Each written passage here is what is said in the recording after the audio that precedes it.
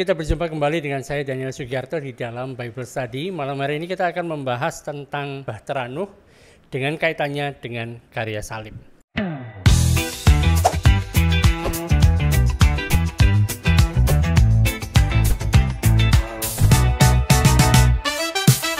Nah, buat teman-teman, saya sarankan untuk kita semuanya bisa membaca dari Kejadian pasal yang ke-6 sampai Kejadian pasal yang ke-9.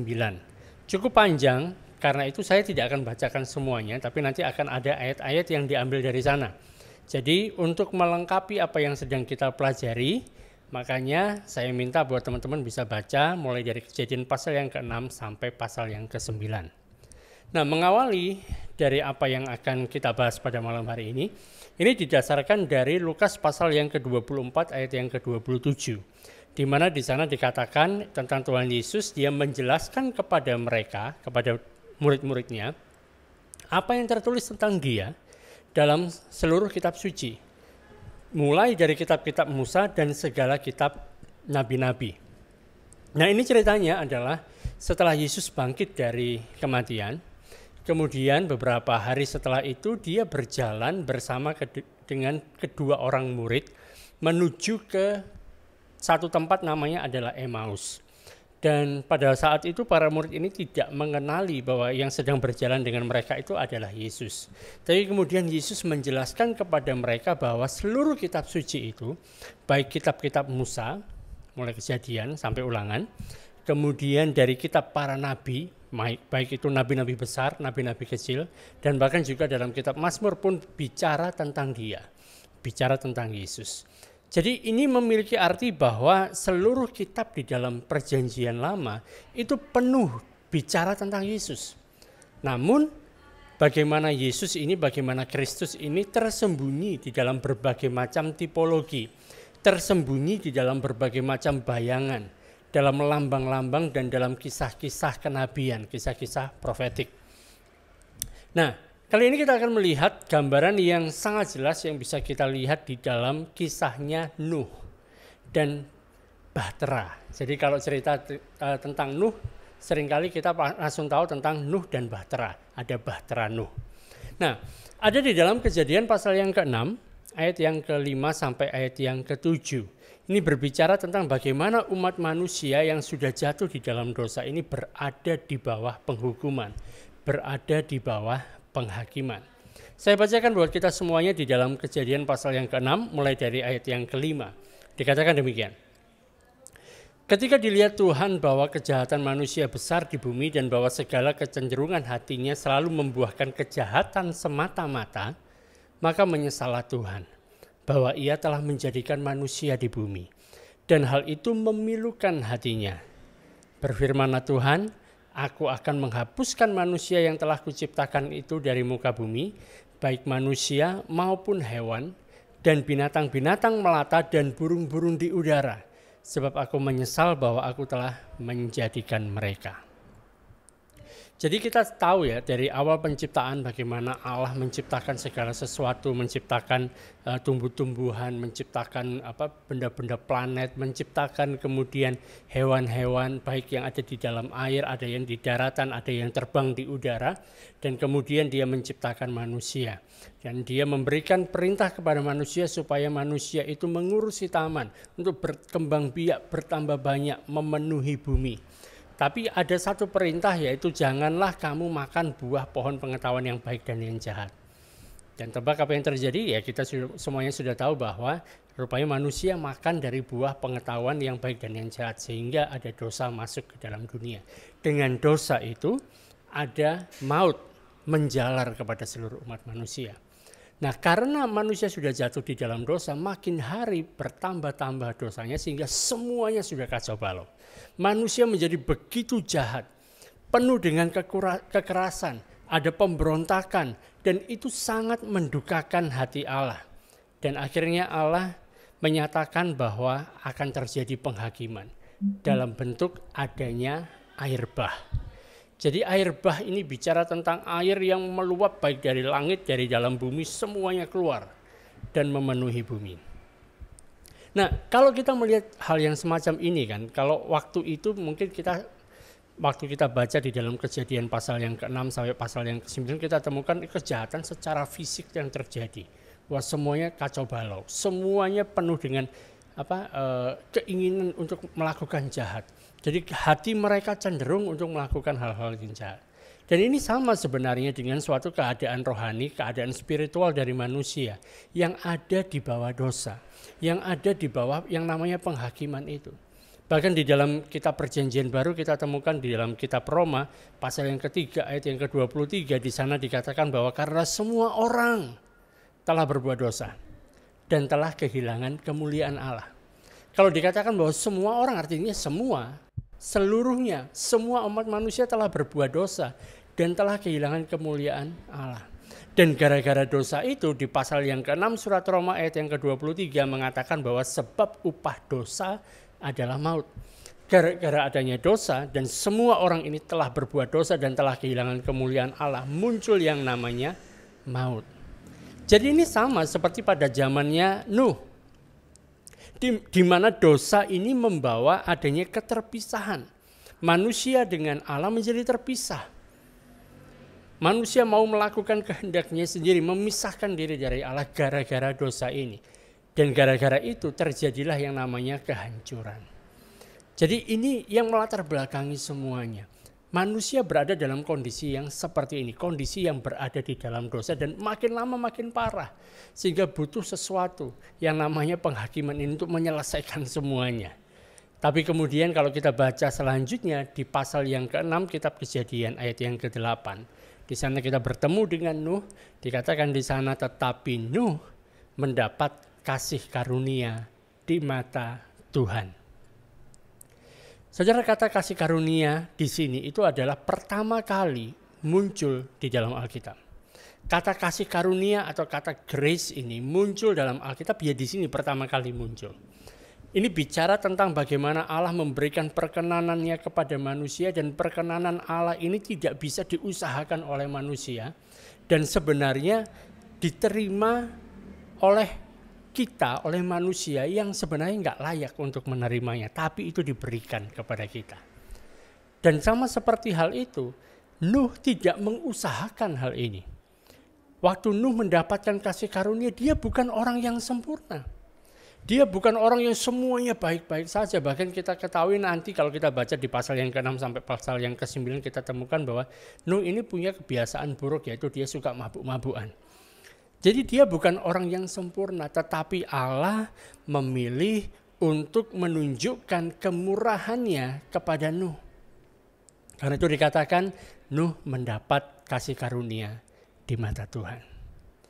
Saudara, ini hal yang sama dengan saudara dan saya. Kita bukan karena kehebatan kita, bukan karena kebaikan kita, bukan karena kita memang layak untuk bisa mendapatkan keselamatan, enggak. Kita mendapatkan yang namanya keselamatan, kita diselamatkan oleh karena kasih karunia, oleh iman, bukan perbuatan kita sendiri. Firman Tuhan mengatakan dengan sangat jelas di dalam Efesus pasal yang kedua ayat yang ke-8 sampai ayat yang ke-9. Di sana dikatakan bahwa sebab karena kasih karunia kamu diselamatkan oleh iman. Itu bukan hasil usahamu.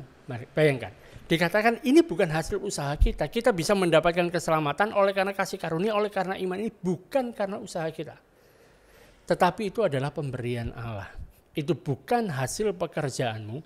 Jangan ada orang yang memegahkan diri. Jadi kita nggak bisa menyombongkan diri, oh ini loh karena aku sudah sangat baik, karena aku sudah melakukan ini itu dan lain sebagainya, karena aku sudah rajin ke gereja misalnya, aku sudah rajin melayani, aku sudah melakukan ini itu dan lain sebagainya, makanya sekarang aku mendapatkan yang namanya keselamatan, aku diselamatkan karena perbuatanku. Enggak, saudara, enggak ada ceritanya seperti itu. Karena kasih karunia kamu diselamatkan oleh iman. Sama dengan hal ini, Nuh tidak bisa menyelamatkan dirinya sendiri. Dia nggak bisa, hanya Allah yang kemudian dia menyediakan. Ini loh caranya supaya kamu diselamatkan. Ini loh caranya supaya kamu tidak binasa, tidak mati di dalam penghukuman yang akan terjadi. Saat aku menurunkan semua air itu untuk menghanguskan, membasahi semuanya, menenggelamkan semuanya. Aku berikan caranya kepadamu. Aku berikan jalan keselamatan kepadamu. Jalannya adalah Nuh diberikan satu perintah untuk dia membuat bahtera, membangun bahtera. Dan bahtera ini adalah gambaran dari Yesus Kristus. Kalau kita baca di dalam Kejadian 6, ayat yang ke-14 sampai ayat yang ke-16. Di sana dikatakan, buatlah bagimu sebuah bahtera dari kayu gofir. Bahtera itu harus kau buat berpetak-petak dan harus kau tutup dengan pakal dari luar dan dari dalam. Beginilah engkau harus membuat bahtera itu 300 hasta panjangnya, 50 hasta lebarnya, dan 30 hasta tingginya. Buatlah atap pada bahtera itu dan selesaikanlah bahtera itu sampai sehasta dari atas dan pasanglah pintunya pada lambungnya. Buatlah bahtera itu bertingkat bawah, tengah, dan atas. Jadi di sini Tuhan memberikan instruksi secara khusus kepada Nuh tentang bagaimana dia harus membuat bahtera itu. Jadi bukan sekedar semaunya si Nuh ini, kalau kamu buatlah bahtera, terus kemudian dia merancang sendiri, dia menggambar sendiri, enggak. Tapi semuanya ukuran-ukurannya pun diberikan oleh Allah. Dan di sana diberikan spesifik khusus apa bahan yang dipakai untuk membuat bahtera. Bahtera ini dibuat dari kayu gofir. Kemudian bahtera itu harus punya kamar-kamar, berpetak-petak, ada kamar-kamarnya. Dan dilapisi dengan pakal. Nah, saya cari tahu pakal ini apa gitu ya. Pakal itu rupanya semacam ada kulit kayu atau sabut dan lain sebagainya. Dan itu dikasih semacam cairan ter gitu. Yang agak lengket-lengket, jadi dipakai untuk menutupi celah-celah supaya air tidak masuk dan tidak keluar dari sana. Kalau zaman sekarang mungkin kita pakai yang namanya silen gitu ya, dari kayak silikon gitu kan. Nah, itu supaya air tidak merembes masuk. Dan ini biasa dipakai di celah-celah papan, dipakai di geladak, dan juga di dindingnya perahu dikasih itu supaya air tidak bisa masuk. Nah, jadi ada 3 hal yang di sana dikatakan. Dibuat dari kayu, kemudian harus berpetak-petak, ada kamar-kamarnya, dan kemudian ada pakai pakal, gitu ya, pakai penutup, gitu. Dan di sini yang menarik adalah gini, kalau kita berbicara tentang kayu ya, kayu itu bicara tentang manusia. Dan dalam hal ini berbicara tentang kemanusiaan Kristus. Bahwa pada saat Kristus datang ke dunia, dia beneran menjadi manusia. Jadi dia bukan menjadi hanya semacam diserupakan dengan manusia, tapi dia beneran manusia. Dan kayu juga berbicara tentang salib. Jadi kayu yang dipakai di sini memiliki arti bicara tentang kemanusiaan dari Kristus dan juga bicara tentang salib. Sedangkan kata pakal dalam bahasa Ibrani-nya adalah kafar. Ini punya akar kata yang sama dengan kata penebusan. Jadi artinya adalah sesuatu yang menutup, sesuatu yang melindungi dari penghakiman. Bicara tentang kafar itu tadi. Nah, sama seperti bahtera itu menyelamatkan semua keluarganya Nuh dan juga binatang-binatang. Yesus Kristus sang bahtera kita yang satu-satunya bisa membawa kita melewati penghakiman. Karena kalau kita sendiri tanpa berada di dalam Kristus, sama seperti Nuh tidak ada di dalam bahtera, binasa. Tetapi di dalam bahtera, Nuh aman. Sekalipun air itu jatuh dari atas, keluar dari bawah, kemudian membawa bahtera itu diombang-ambingkan seperti apa modelnya pun, asal dia tetap ada di dalam bahtera itu, dia tetap aman. Kita pun dalam segala sesuatu yang terjadi dalam kehidupan kita, ada gelombang, ada angin, ada apapun juga menerpa kita, sepanjang kita ada di dalam Kristus, kita aman. Haleluya. Nah, berikutnya di Kejadian pasal yang ke-6 ayat yang ke-16, di sana Tuhan mengatakan kepada Nuh bahwa buatlah atap pada bahtera itu dan selesaikanlah bahtera itu sampai sehasta dari atas. Dan pasanglah pintunya pada lambungnya. Buatlah bahtera itu bertingkat bawah, tengah, dan atas.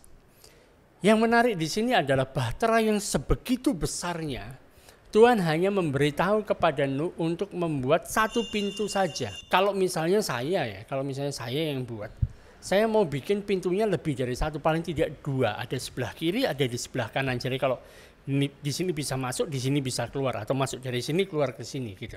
Tapi di sini hanya diberi satu pintu saja. Hanya satu pintu untuk satu bahtera itu, dan nggak ada pilihan yang lain. Kalau mau masuk di dalam bahtera itu harus lewat pintu itu, nggak bisa lewat yang lain-lainnya karena memang pintunya cuma satu. Nah, ini merupakan gambaran dari Tuhan Yesus, di mana Tuhan Yesus sendiri pernah mengatakan di dalam Yohanes pasal yang ke-10 ayat yang ke-9. Dia mengatakan, "Akulah pintu. Barang siapa masuk melalui aku, ia akan selamat." Jadi ini bicara tentang Kristus. Jadi kalau mau masuk, ya lewat satu. Mau mendapatkan keselamatan, mau mendapatkan perlindungan, mau mendapatkan kebebasan dari penghakiman, dari pendakwaan, dari penghukuman. Pintunya satu, lewat Yesus.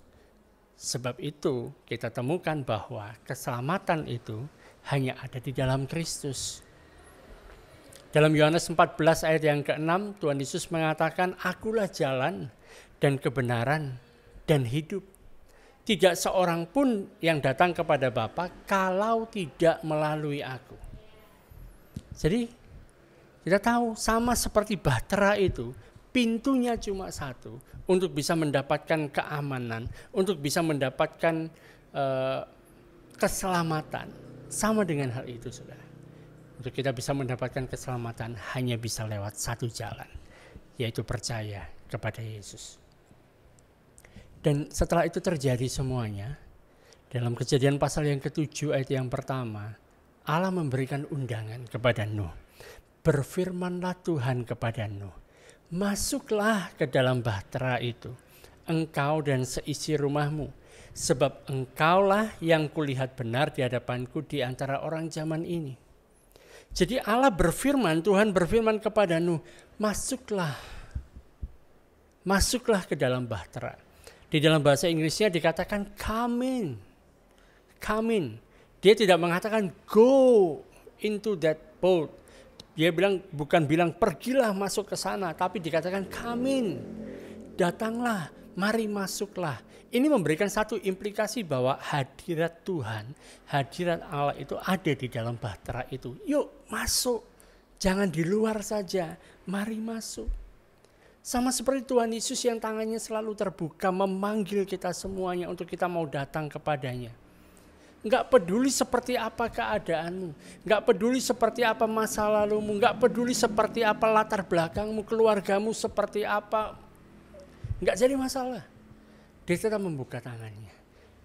Datang. Bukan datang ke dalam satu agama, bukan. Tapi datang dalam satu hubungan secara pribadi dengan dia. Ada relationship dengan dia. Tuhan Yesus mengatakan dengan sangat jelas dalam Matius 11 ayat 28, "Marilah kepadaku semua yang letih lesu dan berbeban berat, aku akan memberikan kelegaan kepadamu." Mari. Dan kalau kita membaca konteks dari ayat ini, kita akan temukan ini adalah berbicara tentang orang-orang yang sudah capek lelah gara-gara agama. Karena agama punya berbagai macam tuntutan, dan kalau kita mau melakukan semua itu capek. Makanya Tuhan Yesus mengatakan, marilah datang kepadaku. Aku akan berikan kelegaan kepadamu. Aku akan berikan kepadamu peristirahatan, rest, bersandar kepadaku. Jangan menggunakan kekuatanmu sendiri. Jadi gambaran berikutnya tentang Yesus. Luar biasa ini. Jadi ada undangan yang diberikan Tuhan. Jangan ada di luar. Yuk masuk. Mari masuk, ada persekutuan bersama-sama dengan aku, kata Tuhan.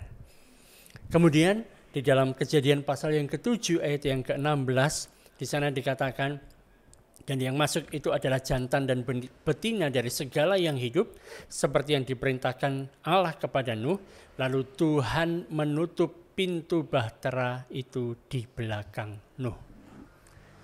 Nah, saya pernah nonton film tentang Nuh ini kan, di mana dia berusaha keras, mulai membangun, semua orang mengolok-olok dia, dan kemudian saat masanya terjadi hujan itu mulai turun, mulai akan terjadi banjir yang besar dan sebagainya. Kemudian dia berusaha untuk masuk ke dalam bahtera, berusaha untuk menutup sendiri pintunya. Tapi firman Tuhan nggak ngomong bahwa Nuh yang menutup pintunya. Yang menutup pintu adalah Tuhan sendiri. Ini bukan untuk kemudian Nuh lari masuk ke dalam bahtera kemudian pintunya ditutup. Nah, terjebaklah kamu. Bukan itu. Maksud Tuhan menutup pintu ini bukan untuk menjebak Nuh. Nuh ada di dalam bahtera itu seakan-akan di dalam kandang di sana. Enggak. Tetapi itu untuk mengamankan dia. Karena barang siapa yang menutup pintu, kalau manusia yang menutup pintu bisa dibuka, saudara. Tapi kalau Tuhan yang menutup pintu, tidak ada seorang pun yang bisa membukanya. Tidak ada kekuatan apapun yang bisa membukanya. Jadi Tuhan yang menutup pintu untuk mengamankan Nuh.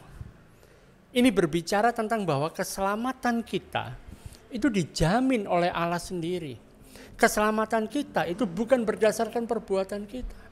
Karena kalau kita harus menyandarkan keselamatan itu atas perbuatan baik kita, apa yang bisa kita lakukan, dalam waktu yang sangat singkat kita bisa kehilangan yang namanya keselamatan itu. Karena kita tidak akan bisa sempurna. Karena kita selalu akan ada hal yang kurang, selalu ada satu yang kurang. Tuhan Yesus saat dia ditanya oleh seorang muda yang kaya, dia ditanya, Tuhan apa yang harus aku lakukan untuk aku bisa mendapatkan kehidupan kekal? Oh, lakukan 10 perintah, lakukan semuanya. Dan dia mengatakan sejak dari muda aku melakukan semuanya ini. Dan Tuhan Yesus mengatakan ada satu yang kurang. Selalu ada satu yang kurang. Bagi orang muda ini adalah, bagi orang ini kekayaannya itu yang menghalangi dia. Ya, Tuhan Yesus mengatakan jualah semua, berikan kepada orang miskin dan kamu ikutlah aku. Saudara, kalau kita mau mengikuti, kalau kita mau mendapatkan keselamatan itu berdasarkan usaha kita, perbuatan kita sendiri, selalu akan ada yang kurang. Kita nggak pernah tahu batasannya di mana kita bisa sampai mendapatkan yang namanya keselamatan itu, karena garisnya nggak kelihatan. Kalau garisnya kelihatan, kita bisa berusaha paling tidak sampai sudah melangkah melewati garis itu sehingga kita mendapatkan keselamatan dan kita menjaga supaya kita tidak keluar dari batas itu. Tapi batasnya nggak ada.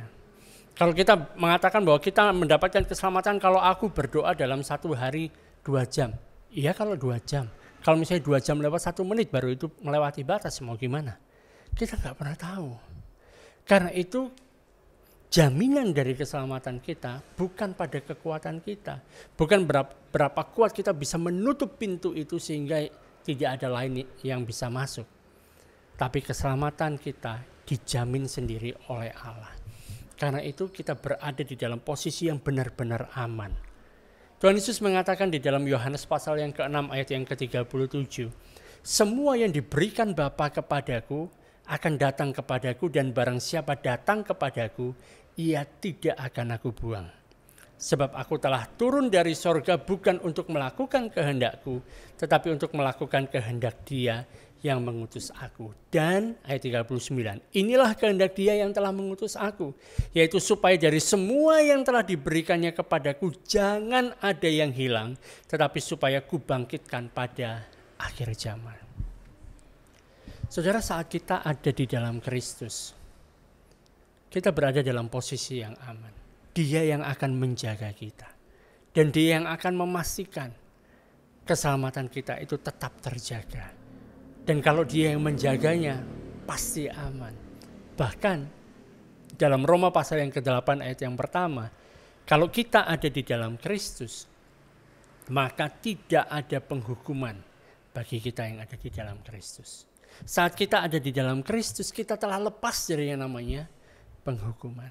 Jadi jaminan akan keselamatan itu yang menjamin siapa? Allah sendiri. Bukan saudara dan saya. Bukan perbuatan kita. Bukan kehebatan kita. Bukan juga kebodohan kita yang membuat kita kehilangan yang namanya keselamatan itu. Allah sendiri yang menjaminnya. Dan hal yang menarik adalah di ayat yang ke-17 dari Kejadian pasal yang ke-7.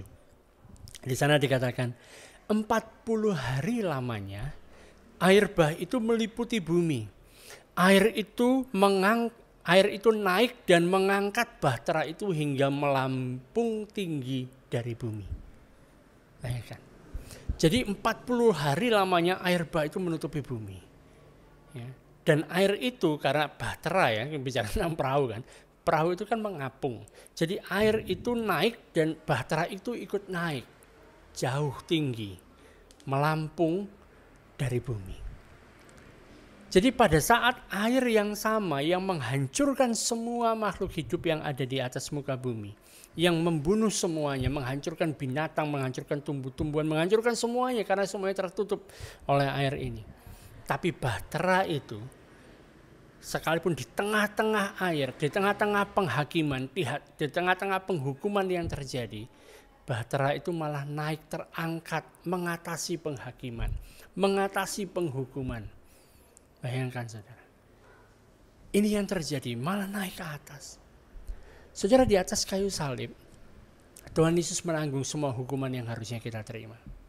Dia yang tidak layak untuk mati, mati menggantikan kita. Dia menerima semua hukuman kita. Semua hukuman yang harusnya diterima oleh seluruh umat manusia dari awal sampai akhir. Dari yang alfa sampai omega. Semuanya ditampung, diterima oleh Yesus Kristus di atas kayu salib. Dia tanggung semua penghukuman. Dia terima semuanya. Tapi sekarang saudara, karena dia sudah melakukan hal itu, kita bisa dibangkitkan. Kita bisa dinaikkan. Kita bisa ditinggikan bersama-sama dengan dia.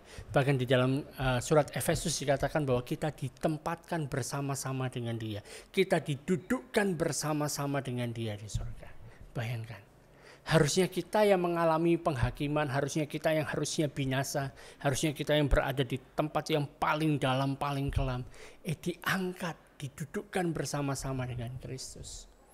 Makanya Paulus mengingatkan kepada kita dari surat Kolose pasal yang ketiga, ayat yang pertama sampai ayat yang ketiga.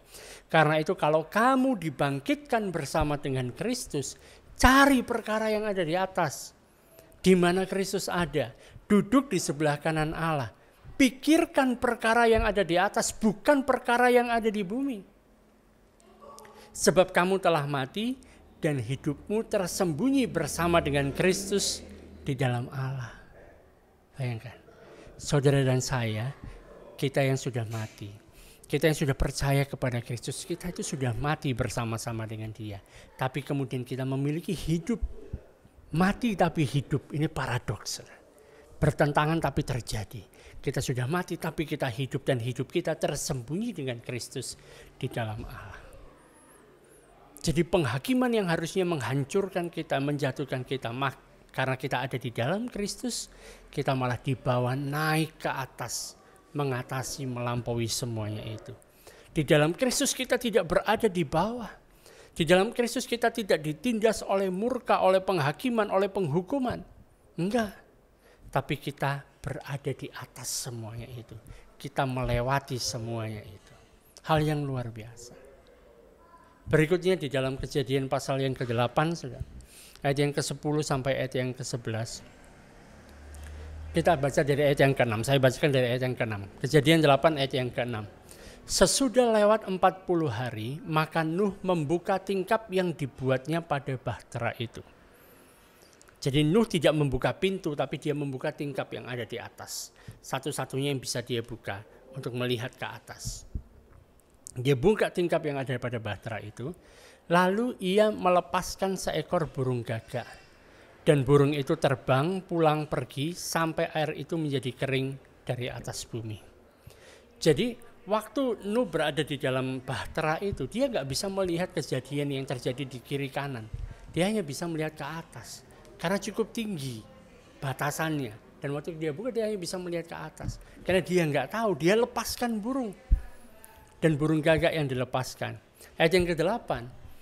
Kemudian dilepaskannya seekor burung merpati untuk melihat apakah air itu telah berkurang dari muka bumi. Tetapi burung merpati itu tidak mendapat tempat tumpuan kakinya. Dan pulanglah ia kembali mendapatkan Nuh ke dalam bahtera itu. Karena di seluruh bumi masih ada air. Lalu Nuh mengulurkan tangannya. Ditangkapnya burung itu dan dibawanya masuk ke dalam bahtera. Ayat yang ke-10. Ia menunggu 7 hari lagi, kemudian dilepaskannya pula burung merpati itu dari bahtera. Menjelang waktu senja, pulanglah burung merpati itu mendapatkan Nuh. Dan pada paruhnya dibawanya sehelai daun zaitun yang segar. Dari situlah diketahui Nuh bahwa air itu telah berkurang dari atas bumi. Jadi untuk mengetahui apakah sudah kering, apakah air itu sudah surut semuanya, dia lepaskan burung merpati. Burung merpati itu terbang, akhirnya waktu dia balik lagi ada membawa daun zaitun yang masih segar. Ini merupakan tanda bahwa penghakiman itu sudah selesai dan perdamaian itu sudah ada. Perdamaian itu telah datang. Kalau kita bicara tentang burung merpati itu adalah lambang, selain lambang dari Roh Kudus juga lambang dari perdamaian. Daun zaitun juga lambang dari perdamaian. Sama seperti yang dilakukan oleh Roh Kudus, saudara.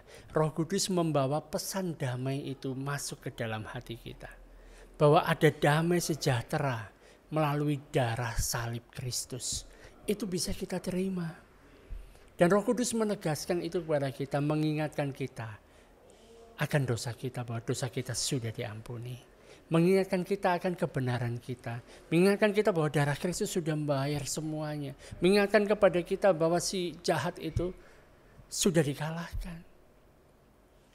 Ada perdamaian, ada damai dengan Allah. Kolose 1 ayat yang ke-20 mengatakan, dan oleh dialah ia memperdamaikan segala sesuatu dengan dirinya, baik yang ada di bumi maupun yang ada di sorga, sesudah ia mengadakan pendamaian oleh darah salib Kristus.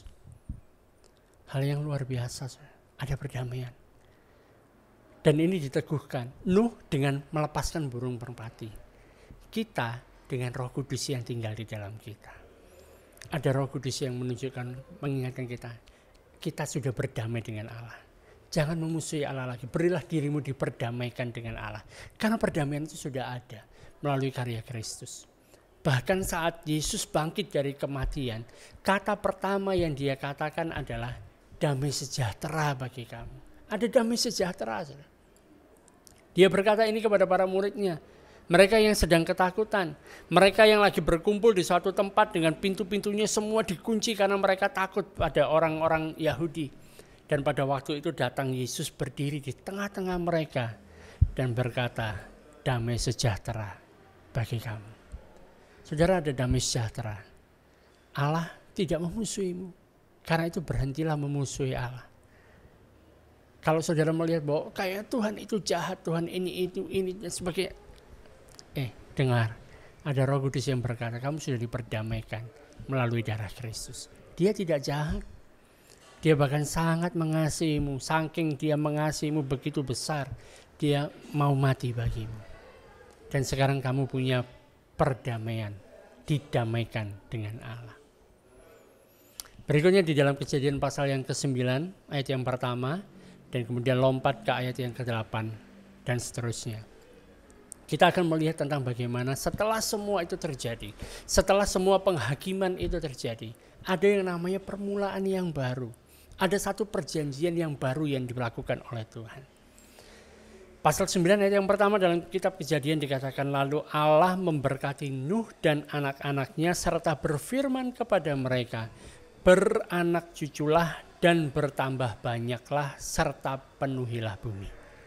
Perintahnya sama ya seperti di Kejadian pasal yang pertama. Berfirmanlah Allah kepada Nuh dan kepada anak-anaknya yang bersama dengan dia. Ayat yang ke-8. Sekarang ayat yang ke-9. Sesungguhnya aku mengadakan perjanjianku dengan kamu dan dengan keturunanmu. Dan dengan segala makhluk hidup yang bersama-sama dengan kamu. Burung-burung, ternak, dan binatang-binatang liar di bumi yang bersama-sama dengan kamu. Segala yang keluar dari bahtera itu. Segala binatang di bumi. Ayat yang ke-11. Maka ku adakan perjanjianku dengan kamu bahwa sejak ini tidak ada yang hidup yang akan dilenyapkan oleh air bah lagi. Dan tidak akan ada lagi air bah untuk memusnahkan bumi. Dan Allah berfirman, inilah tanda perjanjian yang kuadakan antara aku dan kamu serta segala makhluk yang hidup yang bersama-sama dengan kamu turun-temurun untuk selama-lamanya. Ayat 13, busurku kutaruh di awan supaya itu menjadi tanda perjanjian antara aku dan bumi. Apabila kemudian kudatangkan awan di atas bumi dan busur itu tampak di awan, maka aku akan mengingat perjanjianku yang telah ada antara aku dan kamu serta segala makhluk yang hidup, segala yang bernyawa, sehingga segenap air tidak lagi menjadi air bah untuk memusnahkan segala yang hidup. Jika busur itu ada di awan, maka aku akan melihatnya, sehingga aku mengingat perjanjianku yang kekal antara Allah dan segala makhluk yang hidup, segala makhluk yang ada di bumi. Berfirmanlah Allah kepada Nuh, inilah tanda perjanjian yang akan kuadakan antara aku dan segala makhluk yang ada di bumi. Kejadiannya adalah setelah air bah itu selesai, kemudian Nuh sudah keluar dari bahtera, Nuh sudah memberikan korban bagi Allah. Allah memberkati Nuh dan kemudian Allah membuat perjanjian. Dan ditandai dengan apa? Dengan dia meletakkan busurnya di awan. Meletakkan busurnya di awan. Nuh dan semua makhluk hidup yang ada pada saat itu masuk di dalam satu perjanjian yang baru dengan Allah. Bahwa dia berjanji bahwa tidak akan ada lagi air bah yang menghanguskan, yang menghabisi semuanya makhluk hidup yang ada di bumi. Bukan menghanguskan, ya, tadi menghanguskan terus. Air tidak menghanguskan, menenggelamkan, menghabiskan semuanya. Nggak akan ada terjadi lagi. Bahkan dia mengatakan, aku meletakkan busurku. Hal yang menarik ini. Kata busur kan, kita menggambarkan ini sebagai pelangi, ya kan? Bahwa pelangi itu adalah busurnya Allah. Tetapi di dalam bahasa Ibrani bukan bicara tentang pelangi, bicaranya tentang busur. Kalau kita bicara tentang busur, itu bicara tentang panah. Ya kan? Busur itu kan melengkung begini ya, melengkung. Dan kemudian untuk tarik anak panahnya, ditarik, dilepaskan. Nah gitu ya, dilepaskan begitu. Jadi kalau ini adalah busurnya Allah, jadi ini merupakan senjata yang dipakai Allah untuk menyerang gitu ya. Ini namanya penggambaran seperti busur. Jadi kalau kita mau manah orang, kita ambil busurnya menghadap ke sana, melengkung ke sini kan, untuk ditarik supaya anak panahnya bisa lari menyerang ke sana. Tapi kalau saudara perhatikan busur yang dilakukan Allah, sebelumnya Allah mungkin menggunakan busur itu diarahkan kepada manusia. Ada penghakiman dari Allah yang dilepaskan sehingga air bah turun semuanya, menghabisi semuanya. Tapi sekarang dia letakkan busur itu di awan. Kalau saudara melihat pelangi bentuknya begini, ya, ke atas gini, nggak ada pelangi bentuknya dari atas ke bawah gini terus ke atas lagi, enggak, tapi dari bawah melengkung seperti ini. Kalau di situ ada anak panahnya, menuju ke siapa anak panahnya? Anak panahnya bukan menuju ke bumi, tapi anak panahnya menuju ke langit, ke atas, mengingatkan dia. Ini juga merupakan gambaran tentang apa? Yang harusnya menyerang kita, justru menyerang dia. Di mana Yesus mati di atas kayu salib menggantikan kita. Panahnya, busurnya itu yang harusnya untuk menyerang kita, menjadi dihadapkan kepada dia. Melalui kematian dan kebangkitan Yesus, kita sekarang bisa masuk di dalam satu perjanjian yang baru yang dimateraikan oleh darah Kristus. Ini yang terjadi. Dalam Lukas 22 ayat yang ke-20, demikian juga dibuatnya dengan cawan sudah makan yang berkata, cawan ini adalah perjanjian baru oleh darahku yang ditumpahkan bagi kamu. Saudara, dari sini kita bisa melihat gambaran tentang bagaimana karya Kristus. Bagaimana dengan busur Allah itu menunjukkan bahwa Kristus mati di atas kayu salib untuk saudara dan saya. Yang menunjukkan tidak akan ada lagi penghakiman bagi kita yang percaya kepada Kristus. Dan karena itu kita sekarang berada di dalam satu perjanjian yang baru dan kita dijadikan ciptaan yang baru. 2 Korintus pasal yang kelima ayat yang ke-17, ayat yang sudah sangat terkenal sekali. Jadi barang siapa ada di dalam Kristus, ia adalah ciptaan yang baru, yang lama sudah berlalu, sesungguhnya yang baru sudah datang. Karena itu saudara, sekarang kita bukan hidup di bawah murka Allah. Sekarang kita bukan hidup di bawah pengadilan Allah, di bawah penghukuman dari Allah, enggak. Tapi kita hidup di bawah kemurahan Allah. Karena itu malam hari ini saya mau mengajak kita semua melihat kembali dari kisah tentang Nuh dan bahteranya. Mulai dari pasal yang ke-6 sampai pasal yang ke-9, nanti tolong dibaca. Kisah tentang bahtera Nuh ini dan Nuh dengan bahteranya bukan sekedar kisah di sekolah minggu Mungkin kita masih kecil dulu waktu ikut sekolah minggu, yang pernah ikut sekolah minggu, diceritain tentang Nuh dan lain sebagainya. Tapi ini merupakan satu gambaran profetik tentang Yesus. Gambaran profetik tentang karya yang setelah diselesaikan oleh Yesus di atas kayu salib. Air bah itu mewakili penghakiman. Bahtera mewakili Kristus. Jadi Kristus dihadapkan dengan berbagai macam penghakiman ini. Dihempaskan dengan berbagai macam penghakiman yang terjadi. Sama seperti waktu dia tergantung di atas kayu salib bagi kita. Menerima semua penghakiman yang harusnya untuk kita. Bahtera mewakili Kristus. Dan pintu masuk ke dalam bahtera ini cuma satu. Berbicara tentang Yesus adalah satu-satunya jalan untuk bisa masuk ke dalam kerajaan surga. Satu-satunya jalan untuk kita bisa masuk, kita ketemu dengan Bapa. Sama dengan itu. Bahtera pintunya cuma satu. Keselamatan hanya melalui Yesus. Dan bahtera itu di sela-selanya diberikan pakal. Bicara tentang penebusan. Yang membuat kita tetap aman sekalipun kita berada di dalam. Sekalipun air itu menghimpit, menyerang, ya kan, mendorong ke kiri dan ke kanan. Kita ada di dalam bahtera itu tapi tertutup semua, aman. Air tidak bisa masuk. Kita juga sudah melihat tentang bagaimana merpati dan daun pohon zaitun yang menunjukkan bahwa ada perdamaian dengan Allah. Bahkan ada busur Allah, ada pelangi itu yang menunjukkan kasih karunia setelah murka. Jadi saudara, mari masuk ke dalam bahtera, masuk ke dalam Kristus. Jangan tunda-tunda lagi, masuk ke dalam Kristus. Sama seperti Nuh dan keluarganya masuk ke dalam bahtera oleh karena iman. Kemudian mereka diselamatkan dari kehancuran. Begitu juga pada saat ini kita diselamatkan dengan cara kita masuk di dalam Kristus melalui iman. Kita nggak perlu lagi bangun bahtera seperti Nuh yang dilakukan Nuh. Kita hanya perlu iman. Dan iman itu diberikan. Saat kita mendengar tentang Kristus, iman itu timbul. Dan sama seperti bahtera adalah gambaran dari kasih karunia, saudara. Ada keamanan, ada kepastian. Dan semua itu hanya bisa ditemukan di dalam Kristus saja. Saudara, sekali lagi bahwa kita tidak diselamatkan oleh karena usaha dan perbuatan kita. Kita tidak diselamatkan karena kekuatan kita.